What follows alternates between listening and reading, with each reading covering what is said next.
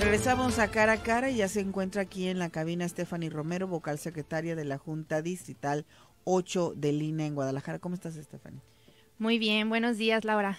Muchas gracias por acompañarnos. Y también saludamos y recibimos a Leopoldo López, vocal ejecutivo de la Junta 8 Distrital del INE en Guadalajara. Leopoldo. Buen día, muchas gracias Laura por la invitación, un saludo a su auditorio. Gracias. Bueno, pues ya hemos hablado desde varias perspectivas sobre esta situación de el INE, sobre el Plan B, y bueno, vamos a hablar sobre la defensa jurídica del Instituto Nacional Electoral sobre este Plan B. ¿Cómo es esto? Platíquenos, por favor. ¿Quién comienza? ¿Leopoldo? ¿Qué tal? Buenos días a todo tu auditorio, Laura, muchas gracias por el espacio brindado. Pues sí, el viernes 3 entró en vigor lo que conocemos como el famoso Plan B, que no es más que una aprobación, de reforma de diversas leyes, pues la verdad cuyo contenido inconstitucional, pues podemos destacar las siguientes vulneraciones a nivel muy general, ¿no? Vulnera la autonomía del artículo 41, que la Constitución le otorga al propio INE. Se rompe el principio de profesionalismo previsto en la Constitución, pues se sustituyen 300 juntas distritales por órganos auxiliares, no permanentes, en los que habrá solamente una persona de los 5 que hay, no como vocal ejecutivo, sino como un vocal operativo. Además, se quiebra el mandato constitucional de distinguir entre órganos ejecutivos y órganos de dirección, al obligar al INE a una comisión de administración integrada por 5 consejeros. También se eliminan áreas tan nodales como es la unidad técnica de fiscalización, ¿sí? Una unidad que en la reforma de 2014 obtuvo una autonomía técnica, ¿no? Y de operación al fiscalizar momento a momento prácticamente los recursos de los actores políticos. Ahora la quitan, ¿no? La unidad técnica de vinculación con los soples, la unidad técnica de lo contencioso, lo cual vulnera el mandato constitucional del INE como un órgano autónomo, ¿no? De poder autogobernarse y poder regularse. Y se controvierten también los principios constitucionales de certeza, pues al momento en que esta reforma le dice al INE cómo dirigir su servicio profesional, ¿no? En sí es una reforma, digamos, contraria a lo que es el mandato constitucional, vulnerando la autonomía del INE, básicamente. Ok, escuchamos cuestiones muy técnicas, pero me gustaría que con términos que podamos entender todos, ¿de qué manera se modifica las funciones del INE? ¿Qué es lo que estábamos haciendo y que ya no se va a hacer? Leopoldo. Sí, por ejemplo, en materia del Registro Federal de Electores, la ley vigente, ahora vigente, que se publica el 2 de marzo y cobra vigencia el 3 de marzo de este año, ya prevé, por ejemplo, que los módulos de atención ciudadana se puedan ubicar, se puedan instalar en oficinas de gobierno, en escuelas públicas. Nosotros para los módulos de atención ciudadana arrendamos inmuebles. Tenemos un modelo de imagen institucional, se tiene un fideicomiso también para que estos módulos de atención ciudadana pues otorguen un servicio de calidad a la ciudadanía. De hecho, se acaba de obtener también la certificación ISO 9001-2015 para que se otorgue un servicio de calidad desde la entrevista hasta que se entrega la credencial para votar al ciudadano. Entonces, con este enfoque de mejora continua es que se ha procurado dar este servicio de fotocredencialización y garantizar el derecho a la identidad también de la ciudadanía. Entonces, sí se identifica ahí un riesgo, un probable impacto, una consecuencia indeseable, en el sentido incluso del manejo de los datos personales, de los datos confidenciales de la ciudadanía, que van a estar probablemente, posiblemente, porque así lo señala, de manera potestativa, así lo señala la ley vigente, los módulos de atención ciudadana al estar en estas oficinas públicas, pues al acceso de otros entes, de otras instancias, de otros actores, que no necesariamente sea el Instituto Nacional Electoral, que ha invertido para garantizar la seguridad informática de los datos biométricos, de los datos personales de la ciudadanía. Gran parte del presupuesto que tiene asignado el instituto es para garantizar la seguridad de de esta información. Entonces es uno de los impactos que tiene esta reforma y me parece importante que la ciudadanía lo conozca. También la reforma vigente, bueno, la ley vigente, mejor dicho, establece que los partidos políticos pueden acceder a la documentación, a la información que obra en poder del INE, como por ejemplo, de toda la información, como por ejemplo aquella que se obtiene a través de vencer el secreto bancario, el secreto fiduciario, el secreto fiscal, que es necesario para que el INE en ejercicio de sus atribuciones pues lleve a cabo investigaciones y en su caso imponga sanciones a los diversos actores o partidos políticos. Entonces también ahí al poner esta información a disposición de los partidos políticos, como puede ser información bancaria de las y de las personas, pues también se identifica un riesgo eventualmente. También lo que es la equidad de la contienda se pudiera ver trastocada en el sentido de la ya combatida Ley General de Comunicación Social, que ahora prevé que las y los servidores públicos en ejercicio de esta libertad de expresión, que recordemos que las y los servidores públicos pues no tienen derechos, tenemos obligaciones. Los gobernados y las gobernadas son quienes tienen derechos. Entonces, en ejercicio de esta libertad de expresión pudieran realizar algún tipo de propaganda gubernamental y no se consideraría como tal, aún en contiendas electorales, aún dentro de procesos electorales. Eso afectaría potencialmente la equidad de la contienda, porque pues no todas las fuerzas políticas ocupan un cargo en el Estado, un cargo en el gobierno, y pudieran hacer ejercicio de esos recursos gubernamentales para promoverse, ¿no? Promover su persona, promover su imagen, promover su voz, promover símbolos, conceptos que constitucionalmente está prohibido promover como propaganda gubernamental en el artículo 134 constitucional.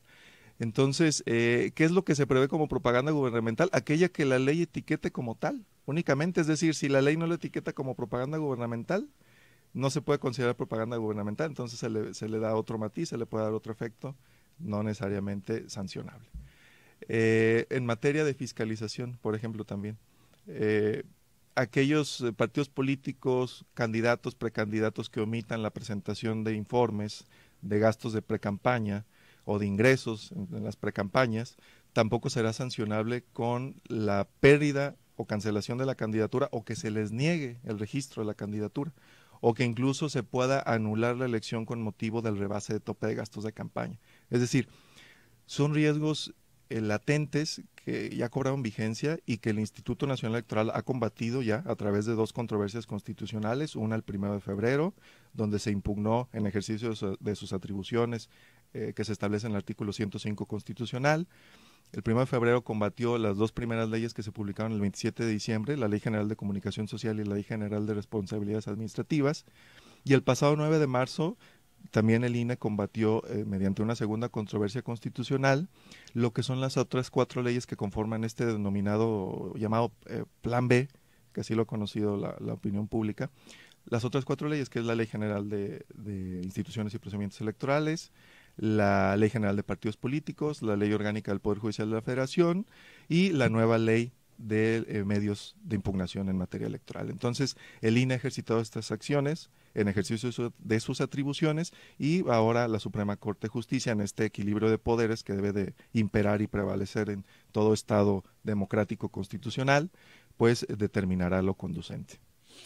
En todo caso, de acuerdo a lo que nos acaban de comentar, ¿los candados que nos daban certeza y seguridad con nuestra credencial del INE cambiarían? ¿O se nos habría afectado esto? Bueno, por ejemplo, ahora también en la ley, no tanto los candados y medidas de seguridad seguirían igual. Lo que sí quisiera compartir con tu auditorio y contigo, Laura, es que se prevé que para conformar la lista nominal de residentes en el extranjero y que puedan votarse desde el exterior, la Secretaría de Relaciones Exteriores por primera vez pueda intervenir en la conformación de esta lista y pueda validar o dar un visto bueno para que las personas, sin necesidad de tener credencial para votar únicamente con su pasaporte, puedan emitir su voto desde el exterior. Esto sí puede alterar la conformación de la lista nominal, porque el INE ya no tendría un control ahí, como se ha hecho proceso tras proceso, desde que el IFE y posteriormente el INE ha organizado las elecciones. Entonces, ya al tener una intervención la Secretaría de Relaciones Exteriores y mediante un pasaporte poder votar y validar este ejercicio de un derecho político electoral, pues sí pudiera haber también una posible afectación o vulneración al principio de certeza en las elecciones. ¿Por qué votar las personas que ya no viven aquí, en nuestro país, que ya viven en el extranjero? Digo, finalmente tienen interés, tienen en lo que sucede en el país, sus familias siguen radicando acá, envían divisas para sus familiares, entonces de alguna manera se siguen interesando en participar, en involucrarse en los asuntos públicos del país, por eso es importante. Bueno, además de eso, como bien decía el vocal ejecutivo, esta reforma de personas mexicanas que residen en el extranjero fue aprobada en 2005. Con eso trajo como consecuencia una maximización de derechos humanos. Tenemos que ver el voto de residentes en el extranjero como eso, algo de derechos humanos. Es la amplitud y esto es progresivo, ¿no? El garantizar que cualquier mexicano, ¿no?, donde quiera que esté, pueda tener acceso a votar por su presidente es maximización de derechos, ¿no? Lo que trae esta reforma en el caso de la conformación del padrón electoral de residentes en el extranjero es básicamente que el gobierno federal pueda, pongámoslo en términos coloquiales, ¿no?, meter mano en la conformación del padrón. Además de estos riesgos, también veamos lo siguiente. Actualmente, bueno, en la anterior ley teníamos algo que se llama PREP, ¿no?, que es el Programa de Resultados Electorales Preliminares que todos conocemos. Con esta ley, digamos, se suprime ese PREP al empezar el cómputo, ¿sí? Lo que antes empezaba el miércoles posterior a la elección, ahora empieza el domingo a las 6 de la tarde, como lo fue en la consulta popular, que podrá decir tu auditorio, bueno, ¿y eso qué?, ¿no? Pero lo cierto es que el PREP, el conteo rápido y el resultado del cómputo distrital elección tras elección traía menos de 0.% de diferencia. ¿Qué quiere decir eso? Abona la certeza, ¿sí? Abona la certeza que lo que contaron los ciudadanos con lo que es el cómputo distrital y los resultados preliminares son casi iguales, ¿no? Están casi sincronizados. Eso quiere decir que el trabajo del instituto se hizo bien. Además, esta es una reforma realmente impuesta directamente del Ejecutivo Federal, lo que no había pasado en 5 décadas. Es un retroceso de más de 5 décadas lo que trae esta reforma electoral, además del recorte de casi del 85% de las personas del Servicio Profesional Electoral Nacional. ¿Y eso qué significa? ¿Qué efectos tiene sobre la ciudadanía o sobre las y los mexicanos?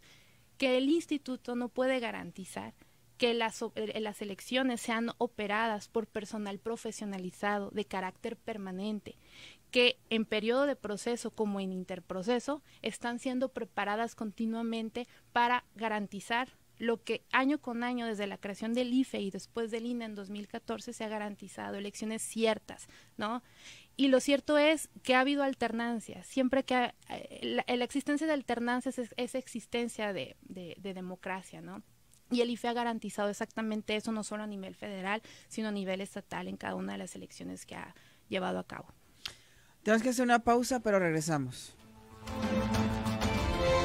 Estamos de regreso a Cara a Cara. Te recuerdo que estamos platicando esta mañana con Stephanie Romero, vocal secretaria de la Junta Distrital 8 del INE en Guadalajara, y también con Leopoldo López, vocal ejecutivo de la Junta 8 Distrital del INE en Guadalajara. Hay puntos que queremos destacar, Leopoldo. Sí, retomando lo que ya comentaba mi compañera, la licenciada Stephanie, respecto a, pues, porque es importante que exista un servicio profesional de carrera en materia electoral. Esto le otorga, digamos, un sentido de profesionalización, de especialización a este cuerpo de funcionarias y funcionarios, y que nos dedicamos exclusivamente a la materia electoral. Esto le otorga también una garantía al ejercicio de atribuciones de facultades en materia electoral, le otorga una garantía a la ciudadanía, en el sentido de que los procesos electorales se van a organizar y se van a desarrollar con apego a los principios rectores, que son de independencia, de imparcialidad, de certeza, de legalidad. ¿Por qué? Y me quiero remitir a, por ejemplo, una experiencia que tuve en algún órgano público local en el año 2006, cuando se conforman sí, se conformaban órganos temporales para atender los procesos electorales. Se designan temporalmente los funcionarios o funcionarias que atienden estos procesos, y se ven tentadas a servir intereses partidistas de una coyuntura. ¿Por qué? Porque saben que su nombramiento es finito, es decir, tiene una conclusión, una fecha de conclusión, y al concluir ese nombramiento, ese encargo, pues también concluye su trabajo, ¿no? Y es natural que estén buscando proyectarse en lo que sigue, que laboralmente qué van a hacer después de concluido el proceso electoral. Entonces, para evitar precisamente estas tentaciones del mismo poder político, es que se ideó y se concretó un servicio civil de carrera en materia electoral cuando nace el IFE y posteriormente con el INE, y le viene a dar este profesionalismo tan necesario a la materia electoral. Entonces sí quería hacer esta acotación que me parece importante que conozca la ciudadanía. Ahora, ¿qué sigue con esta entrada ya en vigor del Plan B? ¿Qué es lo que sigue? Bueno, la verdad, nos atrevemos a decir que esta será la ley más impugnada en los últimos tiempos. Pues siguen eso, las impugnaciones, lo cual ya ha acontecido, como dijo el vocal ejecutivo, desde el 1 de febrero, con la primer controversia constitucional que interpuso el INE. Ya emitió una segunda controversia constitucional y seguirán eso, juicios electorales, amparos colectivos o amparos individuales, también recursos que pueden ser interpuestos por partidos políticos, ¿no? A manera de que ahora digamos que la pelota está en la cancha del Poder Judicial, ¿sí? En los tribunales, en donde ahí se tiene que estudiar de fondo y analizar de fondo cuáles de las, digamos, disposiciones de este Plan B, ¿no? Aprobado en fast track, ¿sí?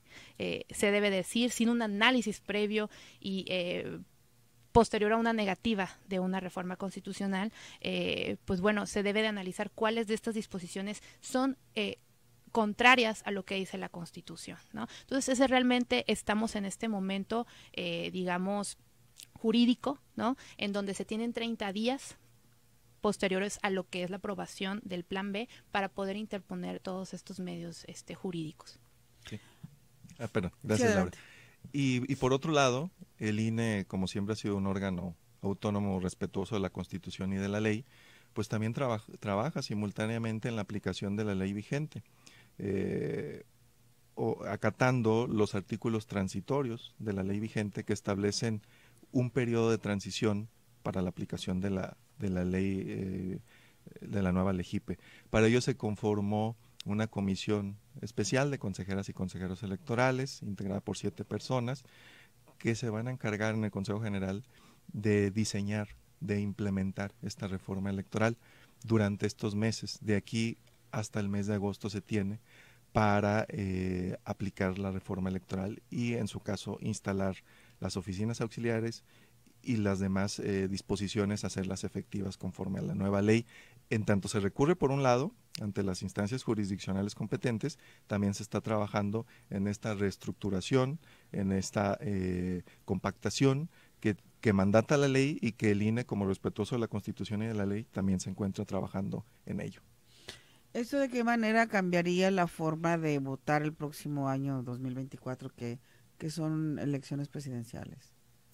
Sí se advierte un riesgo, por ejemplo, también al recortar los periodos. El proceso electoral iniciaría, en lugar de la primera semana de septiembre, la tercera semana de noviembre. Entonces la autoridad electoral tendría las mismas actividades que desarrollar, las mismas funciones en un menor tiempo, en un corto tiempo. Entonces, ello podría inducir que con el mismo personal se tengan que realizar las mismas actividades y se cometan errores u omisiones importantes. Por ejemplo, se prevé en la ley vigente que se utiliza una sola acta en las casillas. Eso podría dificultar de alguna manera la labor para la ciudadanía, porque tendrían que estar poniendo la misma información una y otra vez, estar repitiendo información. También al no contar ya con un vocal de capacitación electoral y educación cívica, no habría una persona que transmita esa confianza y esos conocimientos, primero a las personas supervisoras electorales y capacitadoras, y estas a su vez a la ciudadanía que integra las mesas directivas de casilla. Entonces, también ahí habría una probable afectación el día de la jornada electoral. También al haber pérdida de confianza y que los ciudadanos no se sientan tan familiarizados ni tan cómodos porque no tendrían ese conocimiento, se pone en riesgo la instalación y la conformación de las casillas. Y recordemos que si no se instala el 20% de las casillas, también hay riesgo de nulidad de la elección. Y si no hay la confianza y no hay el conocimiento, pues también se pueden cometer errores u omisiones que lleven a la nulidad de la votación recibida en las casillas. Y eso es lo que no quiere el instituto, que se anule la emisión de la voluntad popular, en este caso que se expresa a través de un voto. Muy bien. ¿Quieres agregar algo? No, realmente, pues, como decía aquí mi compañero, se pone en riesgo, tal vez por primera vez, ¿no? Y se abre la puerta a que la organización de las elecciones realmente sea un problema operativo, porque gente probada, con experiencia, ¿no? Capacitada, certificada incluso, por normas oficiales, se vayan para dar pie a gente que, bueno, tal vez de manera temporal, ¿no? Venga a operar lo que con profesionalismo se ha realizado por más de 30 años. Era un método probado y que nos dio resultados, que nos permitió las alternancias que hemos vivido en los últimos años. Y aun cuando fue un método probado, pues bueno, se impuso esta modificación que desde luego obviamente tendrá que estar ya operando oficialmente a partir del 15 de agosto, ¿no? Entonces realmente es informar a la ciudadanía de esta situación y pues hacerlos conocedora de la situación que puede poner, digamos, en riesgo la certeza de unas elecciones tan importantes como son las que serán en 2024. Gracias, Laura. Muchísimas gracias, se nos terminó el tiempo, pero gracias por venir a platicar con nosotros. Stephanie Romero, vocal secretaria de la Junta Distrital 8 del INE en Guadalajara, gracias. Y también a Leopoldo López, vocal ejecutivo de la Junta 8 Distrital del INE en Guadalajara. Muchas gracias. Gracias. Gracias. Nos vamos, se quedan con el señor Omar Machain. Gracias, Laura, Dulce, Rocío, pero sobre todo gracias a ti que nos escuchas a través del 91.5 de FM. Laura Mora, te espero a las 6 de la tarde en la tercera emisión.